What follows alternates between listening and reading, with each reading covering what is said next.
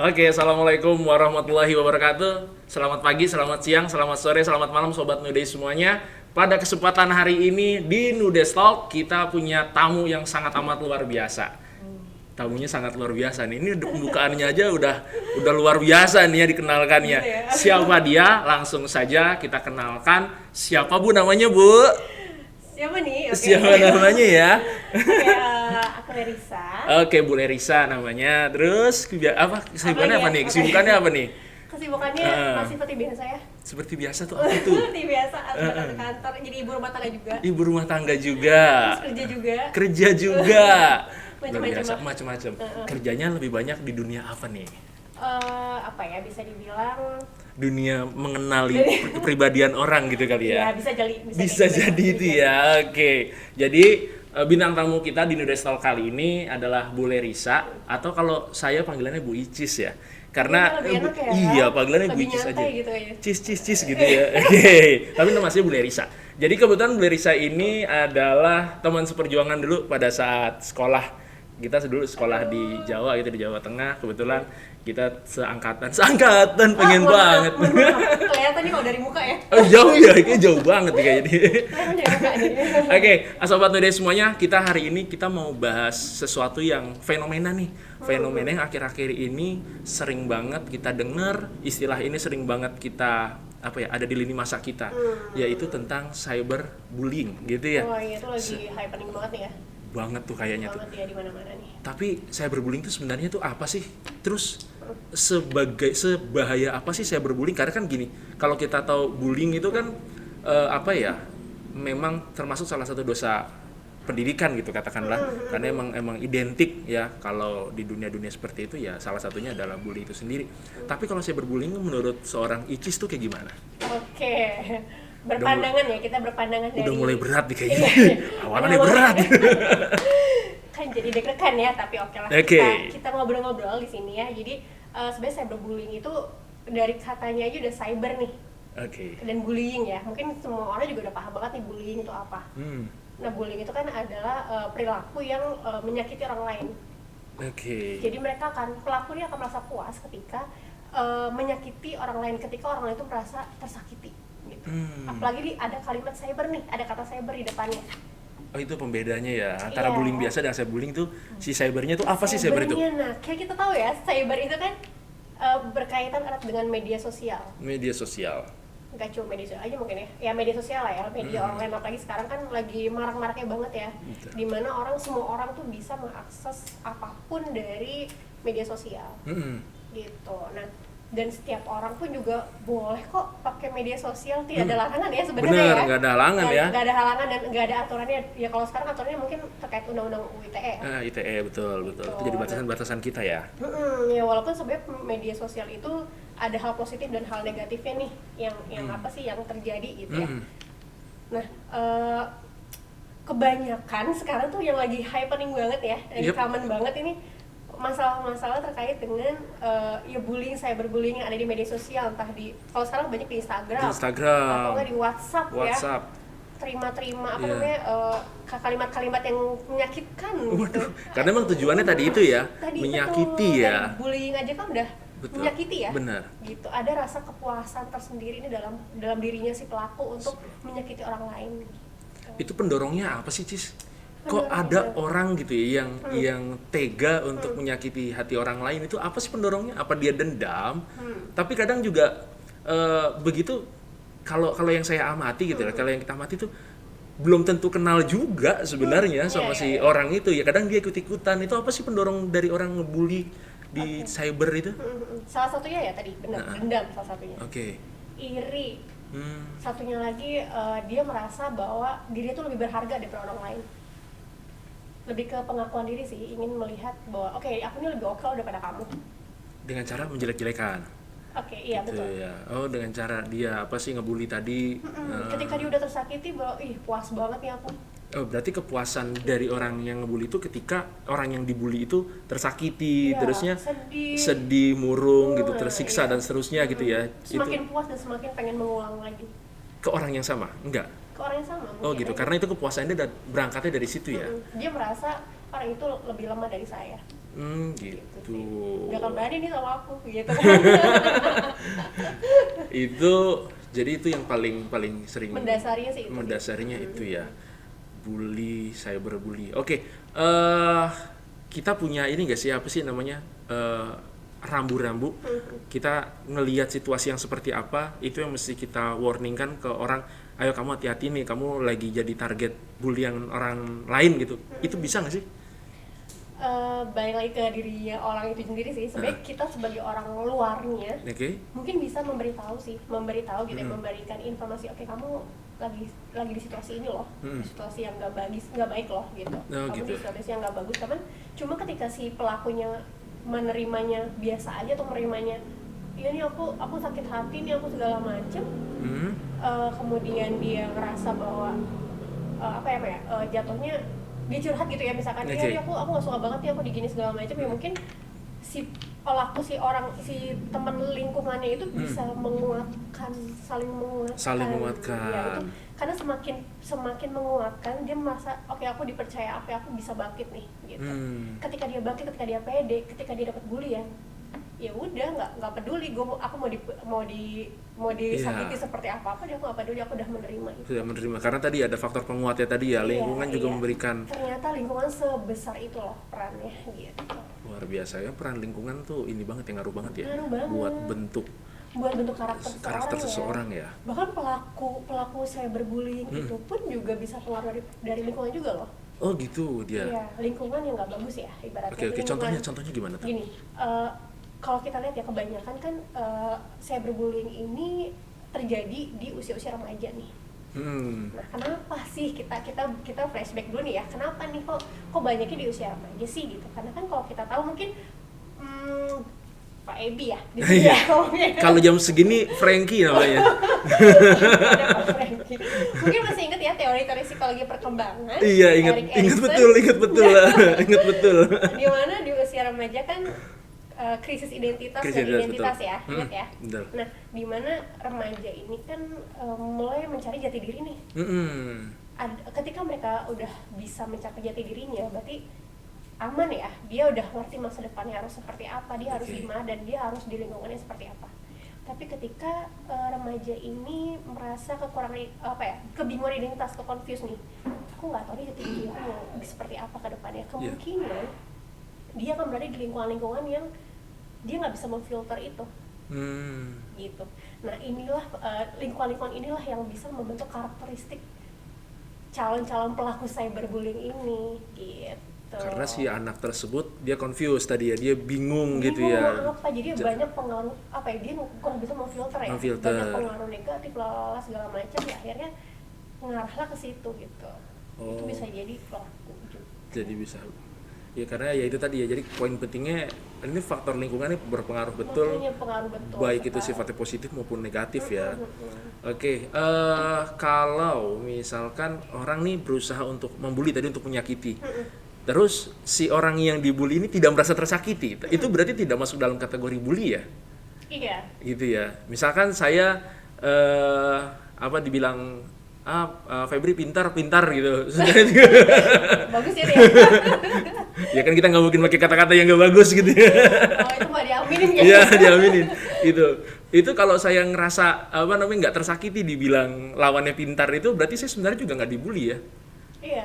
Berarti indikator bully, apakah saya tersakiti atau tidak? Kalau saya tersakiti berarti saya jadi korban bully gitu. Iya. Oke.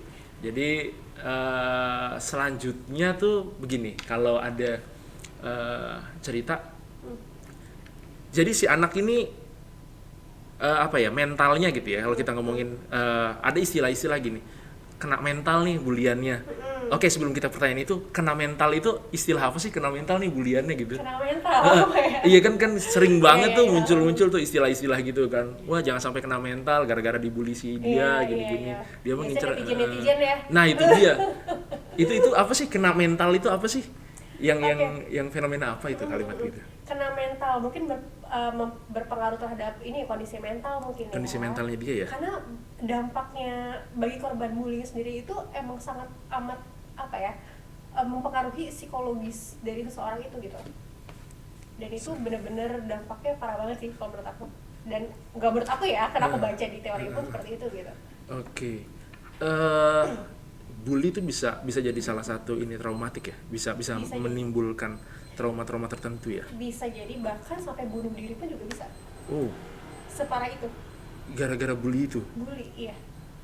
Jadi dimana ketika dia dibully, otomatis kan dia jadi nggak fokus ya. Fokusnya adalah, aduh, kalau aku kayak gini lagi, entah aku dibully lagi. Jadinya nggak pede, demotivasi. Kemudian dia jadi mengurung diri. Dia takut dengan lingkungan sekitarnya akan membuli dia lagi.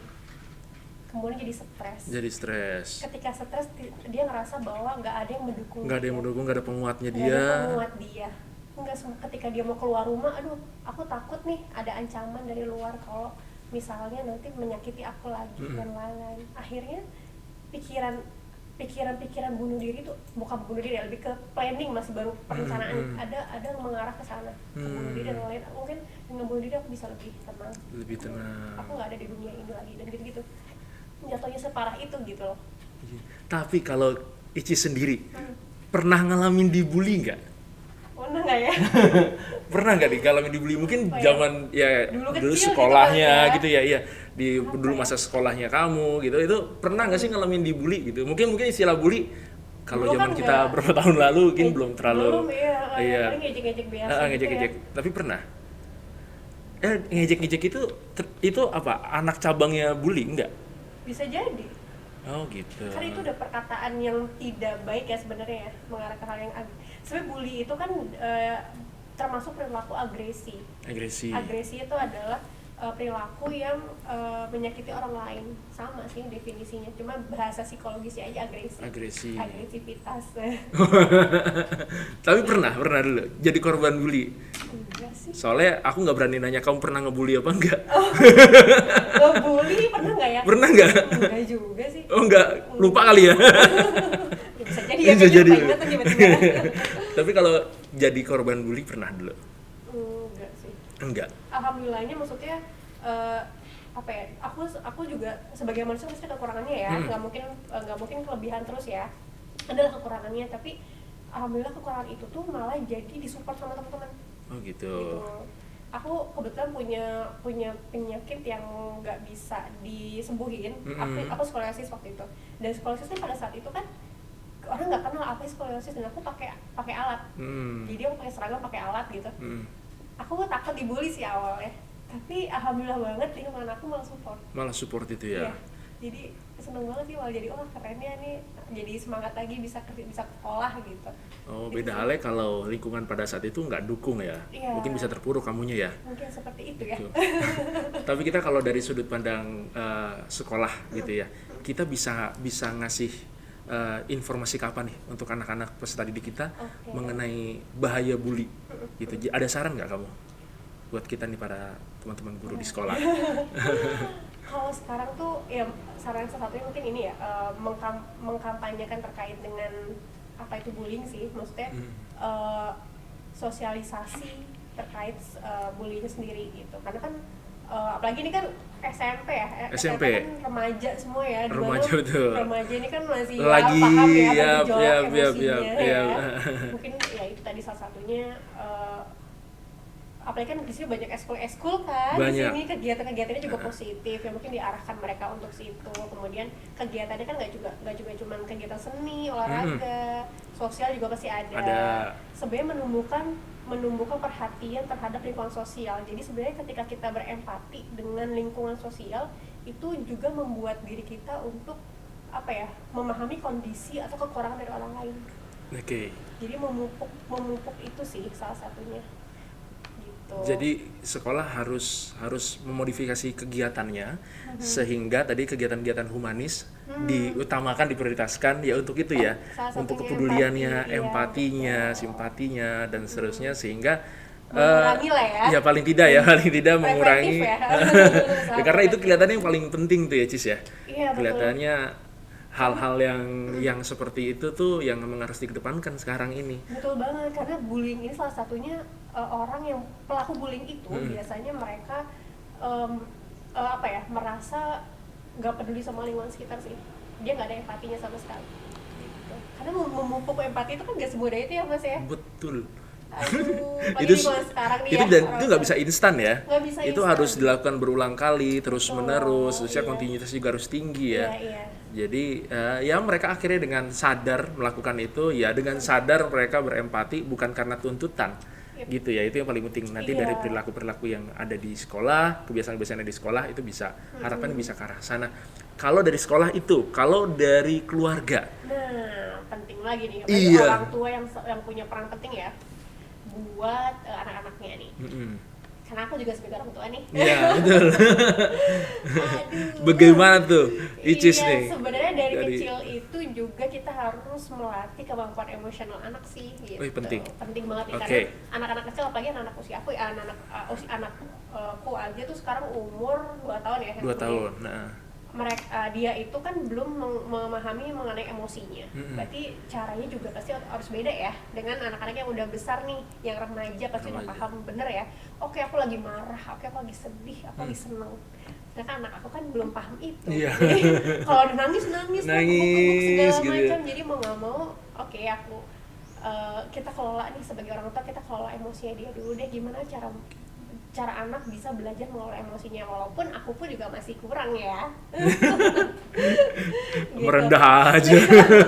Gitu sih, terus ya udah akhirnya orang tua ya paling memperhatikan kegiatan anak sih salah satunya. Aktivitas anak itu perlu tahu juga ya, karena kan apa ya, orang tua harus tahu lingkungan anak nih, anak bermain sama siapa aja sih, anak nih kegiatannya dengan orang-orang mana aja sih. Itu kan penting juga, minimal tahu lah apa yang dilakukan anak-anak. Apa yang dilakukan anak-anak tuh orang tua harus bisa monitor ya. Monitoring. Kalau ada sebagian orang tua yang membatasi, misalnya kalau kita cyber tadi, salah satu perangkatnya yang memang gampang buat diakses kan handphone gitu ya. Betul. Itu kalau dikasih jam-jam tertentu menggunakan HP itu salah satu treatment ya. Treatment untuk itu ya. Sekaligus mungkin orang tua juga bisa mengecek ya, apa aja nih yang udah diakses nih. Iya, tapi kan anak zaman sekarang canggih nih kayaknya nih. Ya. Kayaknya pintar-pintar kita gitu. juga lebih pintar ya jadi orang tua ya. Harus tetap pada prinsipnya harus tetap belajar kayaknya kita ya. Betul. Sebagai orang tua juga. Dan makanya pentingnya attachment ya antara Attachment anak, benar, itu penting banget. Dan anak dan orang tua tuh benar-benar penting banget sih. Harus lekat banget. Harus muncul kepercayaan, saling percaya gitu ya. Betul. Kalau dari lingkungan, kalau kita teman-teman atau lingkungan sekitar si orang ini katakanlah, itu yang harus kita perbuat apa sih supaya bisa saling menguatkan? Lingkungan sekitar, misalnya teman sebaya. Teman gitu sebaya, peer grupnya dia lah. Siapa ya? Circle ya. Asik. Circle. Okay. Soulmate. Jujur dulu aku pernah di lingkup orang yang maksudnya kalau ngebully orang kayaknya gampang banget ada tuh. Nah, ada lagi circle aku yang baik banget. Itu ada juga aku bertentangan ya lingkungannya ya. Aku bisa masuk ke situ, bisa masuk ke sini untungnya ya gitu kan. Okay. Nah, baik lagi sih kita kan harus bisa jaga diri ya. Ketika kita udah deket sama orang tua, kita tahu nih, nggak cuma orang tua aja, kita tahu batasan-batasannya. Kalau melakukan hal ini dampaknya ini, hal positif dampaknya pasti positif, negatifnya negatif. Nah, akhirnya ketika aku di circle aku yang tadi yang aku bilang kayak gampang banget buat bullying itu, ya udah paling kayak jangan kayak gitu, tapi kan tetap aja kekeh ya, anak kita nggak peduli. Iya betul. Gitu ya udah paling hanya mengingatkan dan paling mengingatkan aja sih bisanya mas. Ngingetin aja ya. Yang penting jangan nyontohin ya. Jangan nyontohin, betul. Kalau bisa kita nyontohin yang baik. Yang baik betul. Karena rata-rata ya tadi itu ya, karena faktor lingkungan, karena juga dicontohkan sama lingkungan itu sendiri. Jadi kita gampang copy paste-nya dia kok bahagia ya dengan ngebully orang, aku juga mencari bahagia deh dengan ngebully orang gitu. Jangan-jangan kita jadi ikutan gitu kan, dicontohkan. Jadi gitu. Kita mending mencontohkan yang baiknya deh gitu. Asik, bijak sekali. Masih ada loh hal yang baik yang bisa kita lakukan yang bisa buat kita happy gitu. Asik, bijak sekali Cis hari ini. Susah banget, aku paham banget. Waktu itu aku punya temen yang emang susah banget diajak untuk kayak gitu. Untuk kayak gitu. Tapi sekarang berhasil kah? Sekarang ya terbukti ya, dia juga nggak jadi tenggelam sih sekarang, nggak tahu kemana ya. Oh gitu. Ini ngomongin aku kayaknya nih ya. Kan dulu gampang banget ngebully. Oke, kita kemarin Sobat Today sempat ngadain apa namanya, anak-anak bisa ngasih pertanyaan sesuai dengan seputar tema kita hari ini, cyberbullying. Oke, kita langsung tanyain aja, kita langsung bacain satu-satu kali ya. Boleh. Oke, kamu deh pilih. Nah, ini ada kertas, ada banyak kertas. Ini belum dibaca, dipilih kertasnya mana, nanti kasih ke aku, ntar aku bacain, kamu jawab. Ini dari anak-anak. Pertanyaannya. Oke, semoga bisa ini ya jawabannya ya. Betul, iya, ya. mudah-mudahan jadi ini juga. Jadi informasi. Yang mana nih? Deg-degan. Oke, siap. Wow. Oke, ini nggak ada namanya. Saya cuma bacain aja. Mengapa pelaku cyberbullying lebih berani di dunia maya daripada di real life? Yang kedua, bagaimana menanggapi cyberbullying untuk kita nih para remaja? Gitu. Okay. Yang pertama dulu tuh gimana tuh? Ini kayak netizen banget ya. Iya, ini pertanyaan titipan ini. Kalau kita lihat di Instagram tuh ya, artis-artis kan banyak dibully ya. Pas ditemuin malah nangis. Nangis. Nah itu apa, kenapa sih? Kok tadi dia lebih pede untuk lebih kayak gitu ya. Apa ya?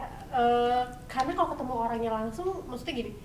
Sebenarnya pada dasarnya orang bully itu tuh dia ada ketidakpedean diri sih sebenarnya. Oh, berangkatnya dari situ dulu ya. Si orang ini nggak pede. Iri, kan ada iri. Oke.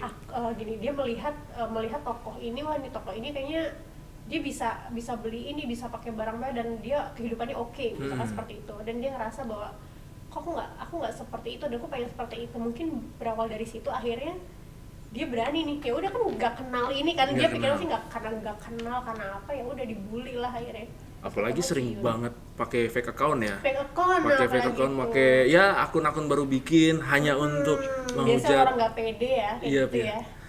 Karena memang dia tadi ya ada rasa iri gitu ya, dan dia tidak mau nampilin dirinya. Betul. Karena dia juga nutupin kekurangan gua sih biasa aja pada dasarnya orang-orang iri kan dia itu tidak pede dengan apa kekurangan dia.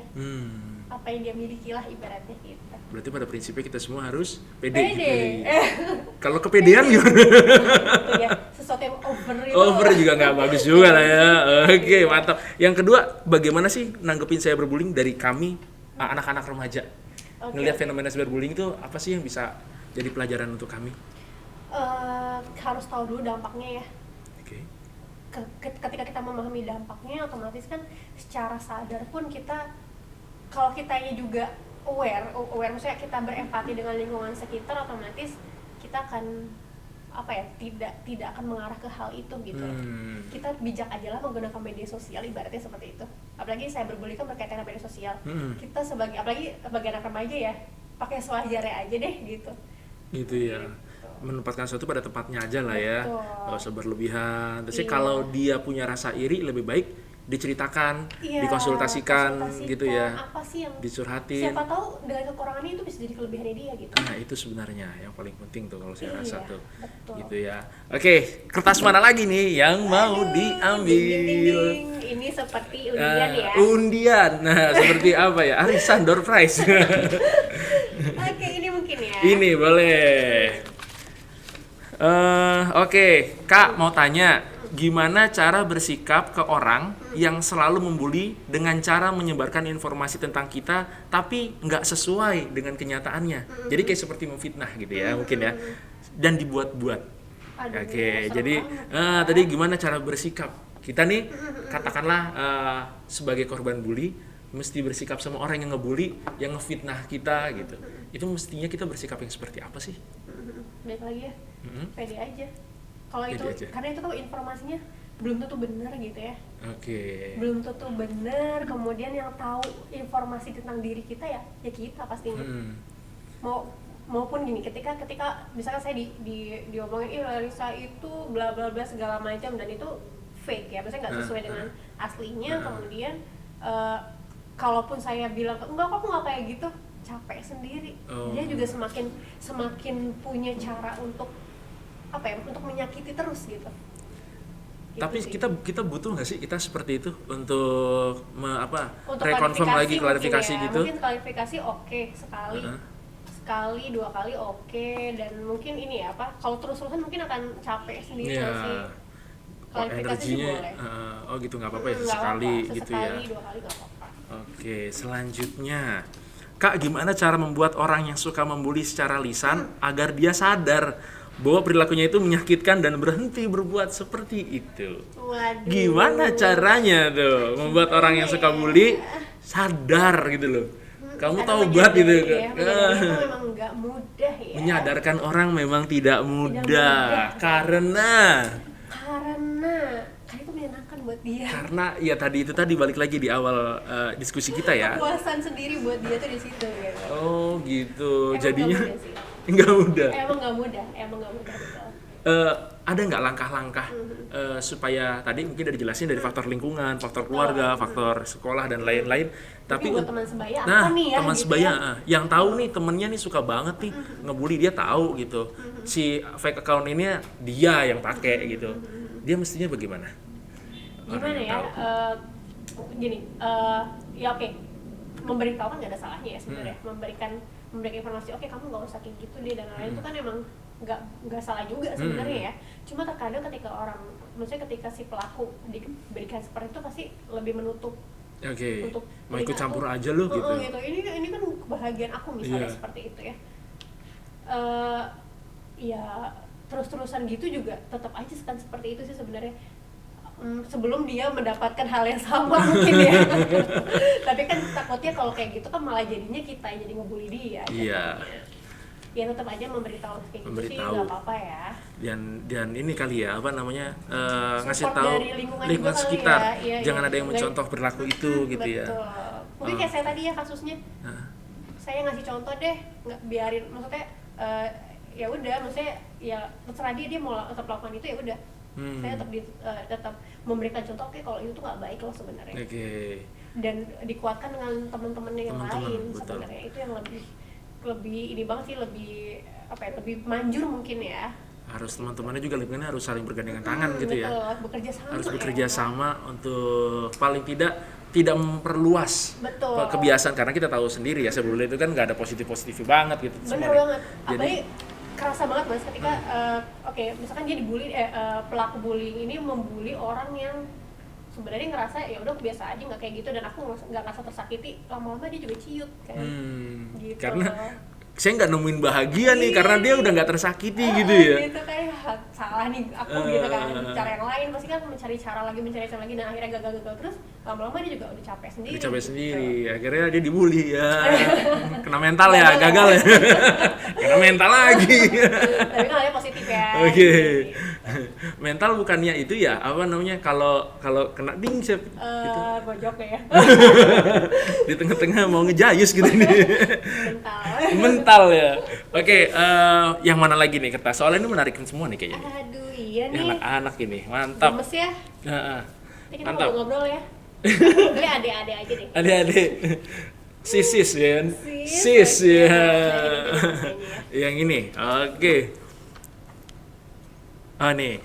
Kak, kenapa orang yang suka cyberbully itu suka nggak ada perasaan ke korbannya pas dia ngebulinya ya? Jadi dia sebenarnya nih mungkin anak-anak itu gini, dia sebenarnya bisa jadi teman akrab gitu loh, tapi dia juga suka ngelakuin bully juga. Pada saat ngelakuin bully kok kayak lupa gitu bahwa kamu temenan gitu loh, sebenarnya itu kamu dekat sama dia, tapi kamu masih suka ngebully. Begitu kamu ngebully kok kamu kayak lupa kalau itu teman kamu. Ini kayaknya ceritain temennya kayak gini. Curhat dia. Mungkin gini kali ya, aku jadi keinget zaman SMA ya.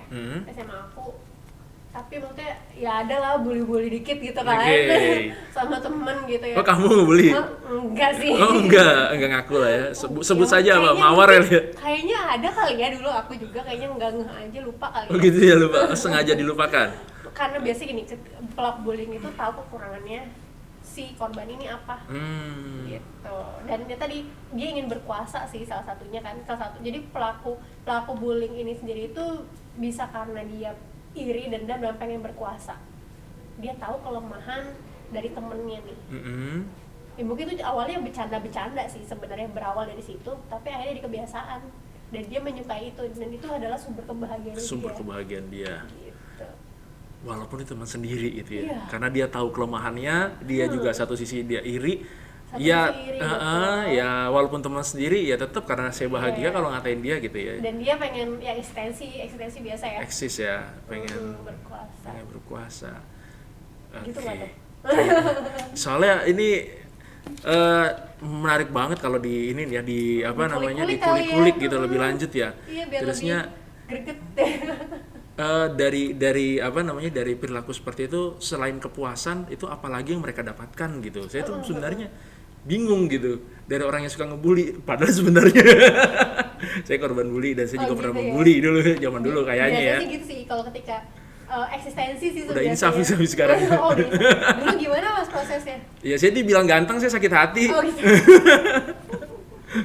Dia sakit hati karena dia fitnah saya. Aduh. Orang keluarga saya nggak pernah bilang saya ganteng kok. Gitu. Oke lanjut ke pertanyaan selanjutnya di ngomongin saya kan. Oke. Oke. Kak, kenapa orang-orang suka menganggap kalau saya berbullying itu sepele? Iya ya. Ya elah biasa aja kali digituin doang. Ya elah baru begitu doang. Iya. Itu tuh kan kadang orang anggap sepele deh kalau Iya. begitu. Kenapa sih orang kok suka nganggap cyberbullying itu sepele? Padahal kan tadi dari Dampaknya sebesar itu. luar biasa. Karena mereka nggak tahu dampaknya. Oh gitu. Karena buat mereka gini, mungkin dulu ya belum zaman kita kecil belum ada media sosial sampai teknologi kan belum berkembang Sebegininya, segini betul. kan. Nah, jadi ya mungkin orang ngiranya ya udah bercanda doang gitu, padahal dia nggak tahu ternyata Iya. dampaknya sebesar itu gitu. Sebegininya ya. Iya. Makanya Kurang kadang informasi kurang mungkin informasi juga kurang ini ya apa namanya ya ketika mereka melakukan seperti itu tuh mereka juga harus tahu bahwa dampak ini juga bisa menyebabkan jangka panjang Betul. buat si korban bully dan dia sendiri ya jadi kebiasaan Iya, benar. jadi gampang banget Iya, menjelek-jelekan orang lain Betul, gitu betul. ya. Nah ini nih kira-kira dampak cyberbullying itu parah nggak Kak? Oh tadi udah dibahas parah ya. banget. Parah Parah banget ya. Mungkin kalau buat ya jadinya ya untuk siswa mungkin ya terutama ya, dia pertama nggak akan fokus nih buat ke pekerjaan nih, buat ke materi-materi pembelajaran. Padahal guru-guru itu udah memodifikasi cara pengajaran yang paling baik untuk agar si siswa ini paham materi-materinya, tapi ternyata karena ada bullying itu dia nggak fokus. Konsentrasinya Sedih banget pecah. ya. Gitu Konsentrasinya ya. pecah karena dia takut, dia masih kepikiran tentang bullying Iya, yang iya. dia dapatkan, kemudian motivasinya menurun. Jadi low achiever kan dia sendiri. Terusnya mestinya Bel istirahat bisa bersosialisasi Iya, jadi dia ancaman malu, tersendiri betul. buat dia gitu sampai sebegitunya. Sebegitunya banget sih sebenarnya, separah-parahnya tuh kayak gitu. Oke, mungkin ada kata-kata penutup nih buat anak-anak di sini biar menjauhi lah, kalaupun dia pernah menjadi pelaku cyberbullying atau bullying, menyadari ya. biar menyadari. Ada nggak nih tips triknya? Tips triknya mungkin lebih perhatian dengan lingkungan sekitar ya. Kita harus terima setiap kekurangan dan kelebihan seseorang, dan kita lebih menilai diri juga. Ternyata kita juga nggak bagus-bagus banget kok, kita juga punya kurangnya gitu. Iya, jadi ya kita tuh sama kok, satu sama lain tuh sama, nggak ada yang paling unggul, nggak ada yang paling rendah, ya kita sama gitu. Tergantung dari mana sudut pandangnya ya. Betul. Gitu. Oke, mungkin itu Sobat Mayday yang bisa dibahas tentang cyberbullying gitu ya. Sekaligus tadi udah dikasih tahu kita tuh sebenarnya sama aja. Ya, sama aja dalam bertingkah laku gitu ya. Jadi nggak ada yang harus diiriin sebenarnya. Betul.